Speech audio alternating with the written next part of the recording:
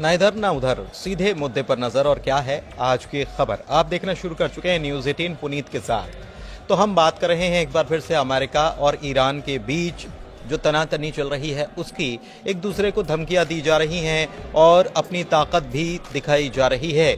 लेकिन ताकत दिखाने के साथ साथ अगर दोस्त भी साथ में आ जाए और कह दे कि मेरे दोस्त को अगर छेड़ा तो हम भी छोड़ेंगे नहीं, तो फिर क्या होगा। जी हाँ, ऐसा ही कुछ सुनने को देखने को मिला है। खबरें यही आई हैं और ये खबर आई है रूस की तरफ से। मेरे साथ मेरे सहयोगी आनंद मौजूद हैं, उनसे आज हम चर्चा करने वाले हैं कि रूस की तरफ से क्या कहा गया है, किसके लिए कहा गया है, और ईरान की तरफ से जो समझौते की बात अमेरिका ने कही है उसके बाद ईरान की तरफ से जवाब क्या निकल कर आया है। ये सारी बात हम करने वाले हैं। सीधे आनंद के पास चलते हैं। सबसे पहले बात करते हैं अभी के ताजा हालात पर कि क्या हुआ है, और उसके बाद फिर समझेंगे कि रूस की तरफ से क्या कहा गया है। आनंद। बिल्कुल, देखिए, ईरान पर अमेरिका लगातार नकेल कस रहा है और धमकियां लगातार दोनों तरफ से हो रही हैं, चाहे फिर वो ईरान हो चाहे अमेरिका हो। लेकिन जब इसमें तीसरा देश अगर जुड़ जाता है और एक देश के समर्थन में, तो जाहिर सी बात है वो जो युद्ध की जो संभावनाएं होती है वो अधिक बढ़ जाती है। दरअसल हुआ क्या है कि लगातार सबको पता है कि ईरान पर धमकी लगातार दे रहा है अमेरिका। अब अमेरिका पर भी, ईरान ने भी अमेरिका पर धमकी दिया है कि अगर ऐसा कुछ करता है तो ईरान भी नहीं छोड़ेगा। लेकिन इसमें जो तीसरा देश शामिल होता है वो है रूस। अच्छा। रूस ने स्पष्ट कर दिया है और बता भी दिया है कि ये जो मेरे जो सहयोगी हैं, मेरे मित्र हैं, ईरान को बताया है कि ईरान मेरा मित्र है। अगर ईरान पर अमेरिका ने कोई भी सैन्य कार्रवाई करता है तो अमेरिका को इसका विनाशकारी परिणाम भुगतना पड़ेगा। और इस घटना के क्या बोलते हैं, रूस की इस प्रतिक्रिया के बाद से लगातार जो है कि खबरें चलने शुरू हो गई कि क्या अब ईरान के साथ रूस और साथी जो ईरान के जो दोस्त हैं, संबंधित दोस्त हैं, वो भी क्या साथ में लड़ेंगे। जैसे कि रूस के साथ अगर आएगा तो उत्तर कोरिया भी आ सकता है। उत्तर कोरिया के साथ साथ कई जो देश हैं वो ईरान के समर्थन कर देंगे। तो देखना ये होगा कि जो अमेरिका ने, पहले तो समझना होगा कि अमेरिका ने क्या धमकी दिया था। दरअसल डोनाल्ड ट्रंप एक प्रेस कॉन्फ्रेंस में बोलते हैं कि अगर ईरान परमाणु समझौते पर चर्चा नहीं करता है तो उस पर बमबारी किया जाएगा, ईरान पर बमबारी की जाएगी। उसके बाद ईरान का बयान आता है और ईरान बोलता है कि अगर अमेरिका ऐसा कोई कदम उठाता है, हालांकि उठाना तो नहीं चाहिए, अगर उठाता है तो ईरान की तरफ से भी उसी तरह का पलटवार किया जाएगा जैसा अमेरिका करता है। क्योंकि ईरान ने भी अपने जो सैन्य मतलब कि एक तरीके से जो कार्रवाई करने वाली क्षमता होती है, या फिर ये बोल ले कि अपने जो जवान है, सेना है, सबको तैयार करके रखा है। और हम लोग कुछ दिनों पहले बनाए भी था, एक मिसाइल सिटी के नाम से दिया था, हम लोग वीडियो भी बनाए थे। तो मिसाइल सिटी जो ईरान का है उसको भी धीरे धीरे तैयार करने के एक तरीके से उसको भी अलर्ट मोड पर रख दिया, ऐसा बोला जाए तो ये सब जो चीजें हैं, एक तरीके से ईरान एकदम अब इसको हल्के में नहीं लेना चाहता है क्योंकि ईरान पहले भी धोखा खा चुका है अमेरिका से और दूसरी बार धोखा नहीं खाना चाहता है। और ये जो धोखा खाया था ये हम लोग वीडियो में आगे बताएंगे कि कैसा धोखा ईरान ने खाया था अमेरिका से। दरअसल अगर ईरान और रूस के संबंधों की अगर बात कर ली जाए तो काफ़ी अगर पहले जाएंगे तो दोनों के बीच में कुछ तलखियां और कुछ हमले वगैरह, ये काफ़ी पहले की बात है, वो भी देखने को मिले। लेकिन बाद में जब शीत युद्ध समाप्त हुआ उसके बाद दोनों देशों के बीच बहुत सुधार हुआ है, बहुत व्यापार भी हुआ है। सबसे बड़ी बात यह कि डिफेंस के मामले में ईरान का सबसे बड़ा साझीदार जो है वो रूस है। S-300 मिसाइल सिस्टम जो उसका है, रक्षा प्रणाली जो है वो भी दी है और तमाम चीज़ें भी दी गई हैं। व्यापारिक दृष्टिकोण से अगर देखा जाए तब भी सारी चीज़ें और तो और कुछ खुफिया जानकारियाँ भी साझा की जाती हैं। हाल में मसूद पेज़ेश्कियान गए भी थे, रूस, ईरान के राष्ट्रपति वो भी रूस गए थे, वहां पर भी और भी समझौते हुए हैं कि और हम प्रगाढ़ दोस्ती करने वाले हैं आने वाले दिनों में। तो ये प्रगाढ़ दोस्ती जो है ये बनी हुई है और इसलिए रूस की तरफ से ये कहा जा रहा है कि अगर हमारे साथी को छेड़ा तो हम छोड़ेंगे नहीं और हमारे साथ में और भी साथी साथ में आ जाएंगे। लेकिन ईरान क्या अभी ऐसी स्थिति बन रही है, मैं समझना चाह रहा हूं कि युद्ध की बातें हो रही हैं कि हम इतना बम मारेंगे कि कभी देखा नहीं होगा। ये अगर अमेरिका कह रहा है तो ये धमकी भर है या वाकई में युद्ध के हालात बन रहे हैं? क्योंकि मिसाइल सिटी कोई दिखा रहा है, कोई कह रहा है कि हम हमारे बॉम्बर्स जो हैं हमने वो तैनात कर दिए हैं। बिल्कुल, देखिए, पहले तो हम लोग को समझना होगा कि जब पहली बार जब ट्रम्प सत्ता में आए हैं उसके बाद से पहली बार क्या करते हैं, डील को लेकर के बातचीत करना चाहते हैं ईरान से, और एक चिट्ठी भी लिखते हैं। और सुप्रीम लीडर जो है ईरान के अयतुल्लाह अली ख़ामनेई के पत्र लिखते हैं और पत्र का जवाब मांगते हैं। पत्र का जवाब ऐसा कुछ आता नहीं है, तब तक भूकंप वाला मामला चल जाता है, क्या ईरान परमाणु परीक्षण कर लिया, ऐसे ऐसे तमाम तरीके का टेंशन में अमेरिका और इजराइल टेंशन करने लगे, बिल्कुल, कि कहीं परमाणु परीक्षण तो नहीं हो गया। उसके बाद ये मामला आता है, तब से मिसाइल सिटी वाला वीडियो जारी कर देता है ईरान। तब इसी पर प्रतिक्रिया आता है ट्रंप का, और ट्रंप बोलते हैं कि मैंने जो चिट्ठी भेजा था उसका अभी तक ईरान ने प्रतिक्रिया नहीं दिया है, कोई भी जवाब नहीं आया है। तो उसके अब इस सब मामलों के बीच में तब तक ईरान ने अभी ओमान के जरिए चिट्ठी का जवाब भेज दिया है। ख़ामनेई ने जवाब दे दिया है ओमान के जरिए। और जवाब में दिया क्या है, जवाब में बोला है कि अगर अमेरिका दबाव वाली राजनीति करना चाहता है तो दबाव वाले राजनीति में ईरान कोई भी सपोर्ट अमेरिका का नहीं करेगा। सपोर्ट कैसा, जैसे कि अमेरिका चाहता है कि डील हो जाए, अमेरिका चाहता है कि परमाणु समझौता जो डील है वो हो जाए, प्लस तेल वाली जो समझौते हैं वो हो जाए। बहुत सारे जो डील की जो रूपरेखा तैयार किया है अमेरिका ने, उस पर चर्चा करना चाहता है। मतलब लेकिन युद्ध की जो परिस्थितियां बन रही हैं या धमकियां दी जा रही हैं, उसमें कूटनीति का खेल भी चल रहा है। पहले जवाब नहीं दिया जाना, ख़ामनेई की तरफ से पहले ये कहा जाना कि हम तो उनसे बात नहीं करेंगे जो ऐसे धमकी वाले लहजे में बात करेंगे या जो भरोसा तोड़ते हैं उनके साथ हम संबंध नहीं रखना चाहते।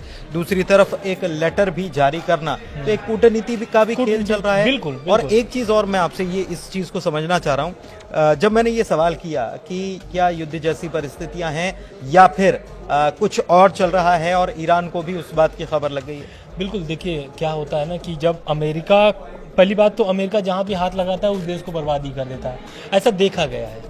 और अभी भी देखा ही जा रहा है। लगभग 3 साल से रूस यूक्रेन का युद्ध हो रहा है। इराक को देख लीजिए, इराक देख लीजिए, कतर देख लीजिए, कतर में भी बहुत सारे, अफगानिस्तान हो गया। तो ऐसे करके अब ईरान जानता है कि अगर मैं अमेरिका को थोड़ा सा भी छूट दिया तो ईरान को बर्बाद करने में उसको समय नहीं लगेगा। और बर्बाद करने की जो बात है वो पहले भी कर चुका है, उसके बाद धीरे धीरे सुधरती है स्थिति। और ईरान क्या होता है कि अमेरिका की जो दुश्मन देश है उससे संपर्क बनाता है, दोस्ती संबंध को थोड़ा मजबूत करता है। और आज जाकर के अगर रूस सपोर्ट कर रहा है खुले मंच पर आके ईरान का, तो कहीं ना कहीं उसके बहुत मीठे संबंध हैं, तब जाकर के ईरान का सपोर्ट कर रहा है। बहुत लंबा वक्त लगा है। दूसरी बात रह गई अमेरिका और चिट्ठी वाली बात के बाद, तो चिट्ठी वाली बात इसलिए क्योंकि हमेशा ट्रंप क्या करते हैं, पहली बात तो ट्रंप 2016 में आते हैं तो ओबामा वाला जो डील वाला आ रहा था उसको खारिज कर देते, कहते ये तो कोई काम की नहीं, खुद ही हम अलग हो जा रहे हैं, खुद ही अलग हो जाते हैं। लेकिन अब उसी डील को क्यों लेके आना चाहते हैं, क्यों? क्योंकि ये जो डील थी ओबामा वाली डील यही थी कि जो ईरान है वो तेल जो बेच रहा है उस पर प्रतिबंध, पहले बात की जो प्रतिबंध लगी थी उसको लेकर के डील आया था कि भाई अगर आप डील कर लेते हो तो आपका जो प्रतिबंध है वो हटा दिया जाएगा। डील में 5 देश शामिल थे, खाली अमेरिका नहीं था। उसमें मुख्य रूप से अमेरिका के बाद अगर था कोई देश तो वो था ब्रिटेन। अब ये 5 देश क्या करते हैं कि बातचीत करते हैं, डील की बात होती है, तब तक ओबामा की छुट्टी हो जाती है सत्ता से। लेकिन अब सत्ता में आते हैं कौन? ट्रंप। 2016 में ट्रंप आते हैं, इसको पूरा खारिज कर देते हैं। लेकिन अमेरिका ये नहीं देखता है या ट्रंप ये नहीं देखते हैं कि मेरे साथ साथ 4 देश और थे, क्योंकि उनकी तो बात बिगड़ गई, उनकी जो संबंध थे, उनकी जो बातचीत थी, चर्चा थी, वो तो खत्म हो गई। तो ये सब चीज देखते हुए क्या होता है कि ट्रंप फिर से लेके आके आते हैं। और ट्रंप देखिए कहीं ना कहीं ट्रंप भी दबाव में है, इसलिए दबाव दे रहे हैं। ट्रंप को दबाव कैसे मिल रहा है? रूस यूक्रेन युद्ध से। ब्रिटेन और फ्रांस दोनों किसके समर्थन में खड़े हैं? यूक्रेन के समर्थन में खड़े हैं। तो कहीं ना कहीं अमेरिका जानता है कि अब अगर हम उस डील को बात करेंगे तो कहीं ना कहीं ब्रिटेन और फ्रांस दोनों अमेरिका के समर्थन में आ जाएंगे। कम से कम उसी डील को फिर से लेकर के आया जा रहा है। और ये जो डील है कहीं ना कहीं अगर ये होता है डील तो अमेरिका ईरान पर तो प्रतिबंध हटेंगे, लेकिन इससे ईरान के बहुत सारे नुकसान हैं। और ये बात ईरान खुद कह रहा है कि अगर ये डील होगा तो बहुत सारे नुकसान सहने पड़ेंगे ईरान को। डील होगी, बहुत सारे नुकसान सहने पड़ेंगे। इस बीच ख़ामनेई की तरफ से ये बयान भी सामने आया कि हमें लगता ही नहीं है कि बाहर से हमला होगा। अगर कोई ये कहता है कि बाहर से हमला होगा तो हम इस बात को नहीं मानते। और उन्होंने ये भी कहा है, कह सकते हैं इशारों में उन्होंने कह दिया उन लोगों को या अमेरिका को कि अगर इस मुगालते में जी रहे हो कि हमारे यहाँ आंतरिक रूप से आप कुछ बवाल करवा दोगे या तख्ता पलट करवा दोगे तो उस पर भी नज़र बनी हुई है और ऐसा हो नहीं पाएगा। बिल्कुल आप सही कह रहे हैं, क्योंकि तख्ता पलट वाली जो बात है हम लोग पहले वीडियो में बोल चुके हैं कि ये तक बताएंगे कि क्या पुरानी दुश्मनी रही है। दरअसल 1953 की बात है 1953 में अमेरिका ईरान की पहली दुश्मनी शुरू होती है। पहली मतलब कि दुश्मनी उसी समय से शुरू होती है और कुल मामला जमा तेल का होता है। तब तेल शुरू ही हुआ था। तेल हम ये शुरू कह हुआ सकते हैं था, कि तेल, सबको तेल की जरूरत है, खूब तेल की खूब तेल की जरूरत है। अब उसमें क्या होता है, अमेरिका की जो खुफिया एजेंसी है CIA और ब्रिटेन के साथ मिलकर ईरान में तख्ता पलट कराई जाती है। और तख्ता पलट में जो मतलब कि जो उस समय के तत्कालीन रहते हैं प्रधानमंत्री मोहम्मद मोसादिक को हटा दिया जाता है। क्यों? क्योंकि ये तेल की राष्ट्रीयकरण करना चाहते थे। तेल का राष्ट्रीयकरण कर देते तो वो 100% क्या होता, तेल का वो होता, क्या बोलते हैं, ईरान का सरकार के हाथ में आ जाता और ईरान की पूरी भागीदारी होती 100%, उसमें किसी भागीदारी नहीं होती। तो ये क्या करना चाहते थे मोसादिक, ये करना चाहते थे तेल की राष्ट्रीयकरण। तो उसी समय क्या करते हैं, ब्रिटेन और अमेरिका मिलकर के तख्ता पलट कराते हैं और लेके आते हैं अपने आदमी को वो लेकर के आते हैं। उनका नाम होता है Shah Reza Pahlavi. Shah Reza Pahlavi एक तरीके से अय्याश किस्म के आदमी थे और उनको क्या ही चाहिए, जो अमेरिका और ब्रिटेन बोल रहा था वही करते चल रहे थे। ये चीज को समझने के लिए वहां पर एक बहुत मतलब कि नामी गिनामी नेता सामने आते हैं। अगर आप कभी सर्च भी करेंगे ईरान के प्रमुख नेता के तौर पे, तो हमको लग रहा है कि उनका पहला नाम आएगा खुमैनी। तो ये खुमैनी जो थे ये चीज समझ गए थे पहलवी को कि ये देश को बेच रहा है, क्योंकि तेल ईरान का है और मजा ले रहा है अमेरिका। तो क्या करते हैं, खुमैनी आते हैं एक तरीके से, पूरी तरीके से मतलब कि बगावत शुरू कर देते हैं सरकार मतलब के एक प्रकार से नया ईरान बन जाता है, नया ईरान बनाने की उनके वो, अस्तित्व, हाँ एकदम वो ठान लेते हैं। और खुमैनी जो पहलवी रहते हैं वो इस विरोध प्रदर्शन को देखते हुए खुमैनी देश छोड़ करके भाग जाते हैं। देश छोड़ करके भाग जाते हैं। अब खुमैनी के हाथ में आ जाता, पहलवी छोड़ करके भागते हैं और उसके बाद खुमैनी के हाथ में आता है क्या, सत्ता।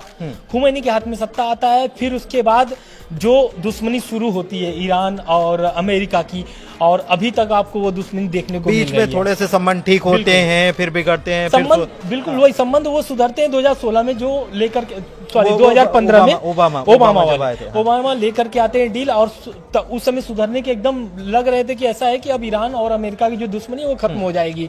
लेकिन तब तक ओबामा आ जाते हैं, हाँ सरकार चली जाती है और ट्रम्प आते हैं, ट्रम्प पूरा खारिज कर देते हैं।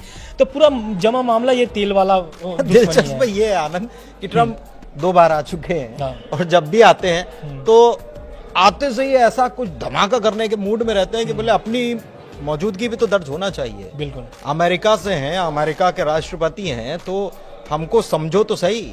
और हम जब तक हाँ ना बोलेंगे या ना बोलेंगे तब तक कुछ हो ना पाएगा। तो ये एक मैसेज पहुंचाने की कोशिश ट्रम्प हमेशा से करते हुए आए हैं। बाकी अमेरिकी राष्ट्रपतियों से इतर उन्होंने एक नई लाइन लिखने की कोशिश वो हमेशा से करते हुए नजर आए हैं। एक चीज और है कि अगर युद्ध के हालात बनते हैं तो अगर मैं गलत नहीं हूँ 7 मुस्लिम देश हैं जो अमेरिका के साथ खड़े हुए हैं। और अमेरिका मतलब ईरान के आसपास अगर मिडिल ईस्ट में देखें तो उनके हवाई अड्डे और बहुत सारी सैन्य सहायता बिल्कुल। अब ईरान हो गया, कतर हो गया, सऊदी अरब हो गया, लगभग मिडिल ईस्ट में बहुत सारे एयरबेस हैं अमेरिका के। और अगर युद्ध के हालात बनते हैं, अगर ऐसा होता है कि युद्ध होगा अमेरिका और ईरान के बीच, तो पहले ईरान जो है ना कमर तोड़ेगा अमेरिका का, तो वो एयरबेस से तोड़ेगा। क्योंकि मिडिल ईस्ट में अमेरिका के बहुत सारे एयरबेस हैं और अगर अमेरिका ईरान पर हमला शुरू करेगा तो एयरबेस से ही शुरू करेगा, क्योंकि डायरेक्ट अमेरिका से आने में तब तक तो सब लीक हो जाएंगी बातें।